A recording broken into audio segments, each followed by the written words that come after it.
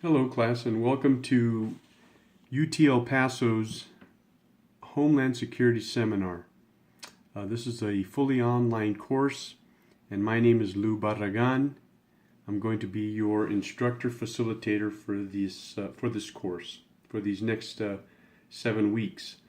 I want to welcome you all, and I hope that this is a good learning experience for you. Some of you may know quite a bit and have already studied Homeland Security.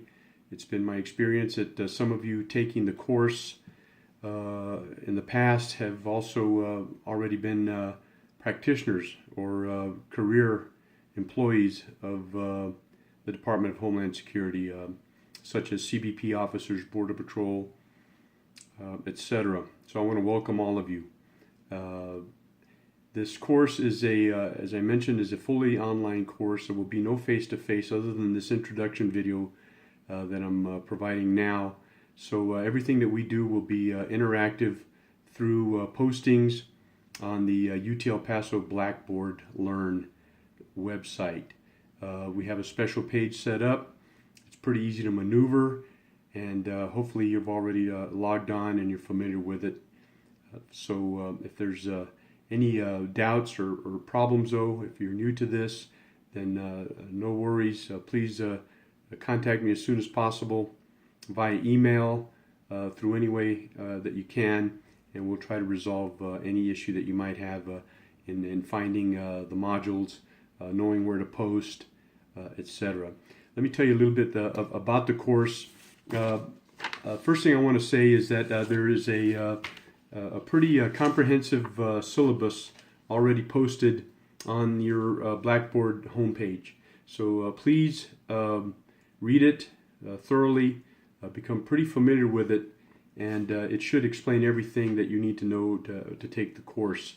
Also, on the Blackboard homepage, I've included a Homeland Security Seminar course schedule.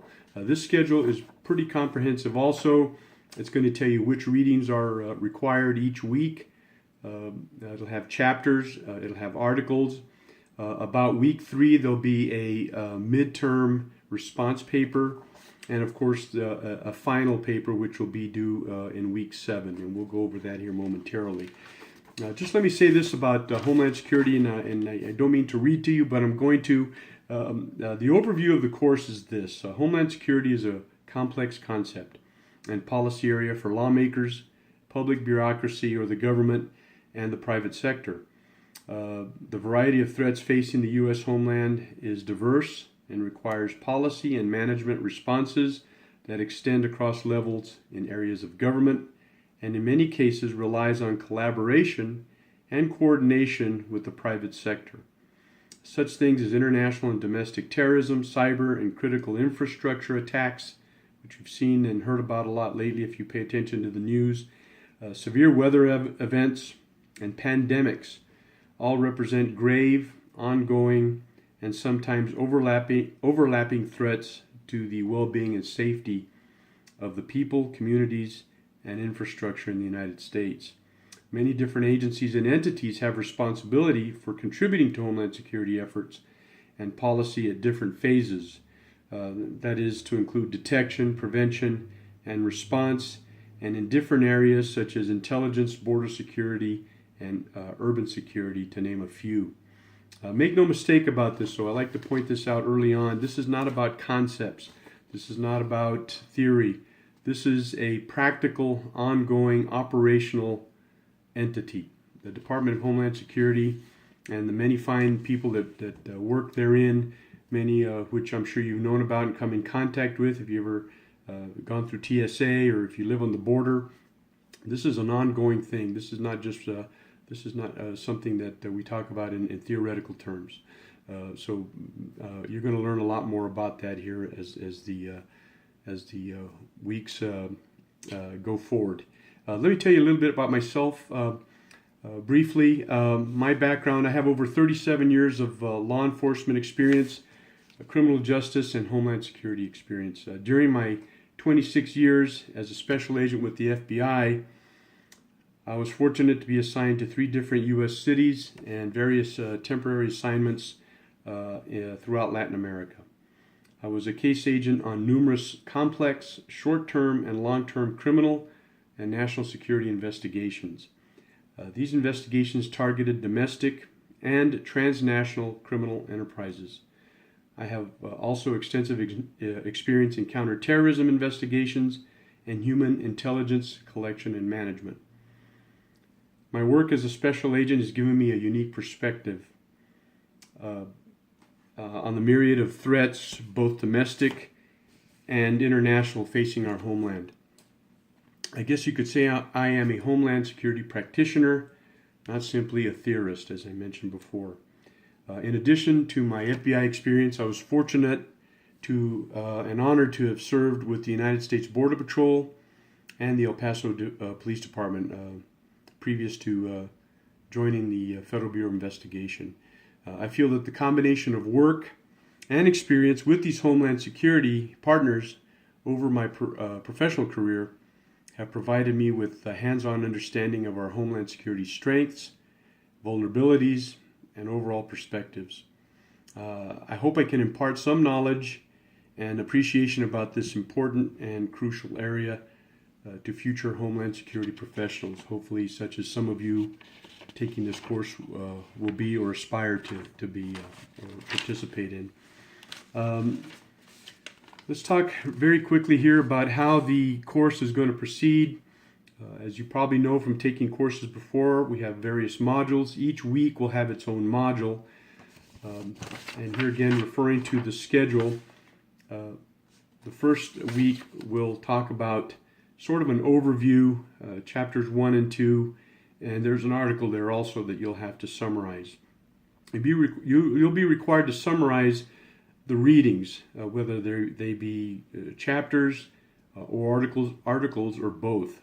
The summarization is important so that I understand that you comprehend what you're reading. But more important to me, and more important for your success in this course, is critical thinking, analyzing what you've read, giving us an idea, myself and your fellow students, an idea that you comprehend and you really grasp what you're reading about. So it's going to be important, just as important to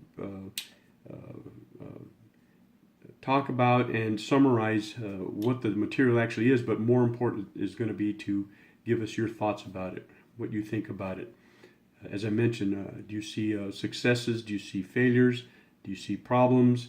Do you think they're good ideas? Do you think they're bad ideas? Could things be done better? Things like that. I really want to hear from you, and I really want to hear how you think about these matters. Around week 3, I am going to post the questions. At the beginning of week 3, I'll post the questions that you're going to need for your midterm response paper. Here again, very self-explanatory. Should be easy to get in there. You'll be required, in addition to your weekly module readings and summarizations, you'll be required to do a brief paper, and you'll be answering 3 questions. I will provide you those questions, and you'll have to provide responses to them. Okay, what else do we need to know about that? So then you will post those, you'll write those. The midterm response paper will require you to give a 600 to 800 word response for each question. All right. Going back now to week 1, I just wanted to mention you're going to be required also to do a brief introduction, sort of what I'm doing here. Please be prepared to do that also. You'll simply write about it. There'll be a place to post that, and I'll look forward to hearing a little bit of a description about each one of you. Okay. So each week, as I said, you'll be required to write about a 400 to 600 word response to each of the reading modules and any articles that are posted there. And finally, in the final week, at the beginning of week 7, in addition to your chapters that you're supposed to summarize, I'll be issuing the final exam question, and you'll be preparing again responses to these questions. I think I post 5 questions, and you're only required to pick 3 or 4 but the instructions will be comprehensive, and they'll be included there on the website. Other than that, I would have to emphasize at this time, you're also, in addition to writing your responses and your summarizations of the readings, etc., you're going to be required each week to respond to one of your fellow students, at least one, preferably two, one or two of your fellow students' writings, what you thought about what they said. We'd like to hear some kind of interchange. I'd like to see some kind of interchange of ideas, exchange of ideas, and I would highly recommend you to do so, because this is part of your grade. You're going to read somebody else's thoughts. You're going to read their paper. You're going to see how they critically thought of the readings, and I would like for you to also respond to what they have written. Here again, it has to be constructive, obviously, keeping netiquette or net etiquette in mind at all times, but that's going to be crucial to your grade. This whole process is pretty straightforward. I think you'll find the reading, the textbook that we use, pretty compelling. The articles also are pretty compelling and interesting. And in addition, I will be posting a couple of extra things for you to consider in the course. A couple of readings. One is an article, one is a video.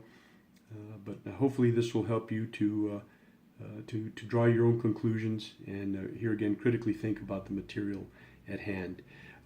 Throughout this process, if there's any concerns about how you're doing, please communicate with me. Last semester I actually had a young man who was a student who was out in the field. He had deployed to the field for a field training exercise with the military. So I think he was doing all his postings on his smartphone.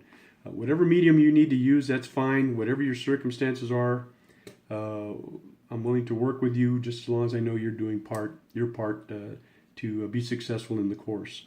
If there's any Blackboard issues that you're having, you can contact me directly. If I don't know, I'll certainly get an answer for you. But just so you'll know, the UT El Paso Help Desk telephone number for Blackboard is 915-747-4357. And of course, don't hesitate to contact them if you need to reach out to get some tech support. Other than that, I look forward to working with you. I look forward to hearing what your ideas and your thoughts are, and to hopefully a robust interaction, at least online, regarding this course. I think you'll find it interesting again, and I look forward to working with each one of you collectively, each one of you individually, and all of you collectively. So good luck in the semester, or good luck in the course, and I'll be reading your posts here very soon. Thank you. Again, good luck.